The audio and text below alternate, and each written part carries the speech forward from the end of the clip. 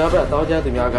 တပ်မတော်စစ်ကြောင်းများ၎င်းတို့ရဲ့နောက်သို့ထက်ချက်လိုက်လံခြေမုံတိုက်ခိုက်ခြင်းများမဆောင်ရွက်နိုင်စေရန်အတွက်ဒေသခံပြည်သူများအားထားအသုံးပြုလျက်ရှိတဲ့ဖားဆောင်မြို့အနေရှိတန်လွင်တရားဖားဆောင်ကိုဖေဖော်ဝါရီ18ရက်မှာ၎င်း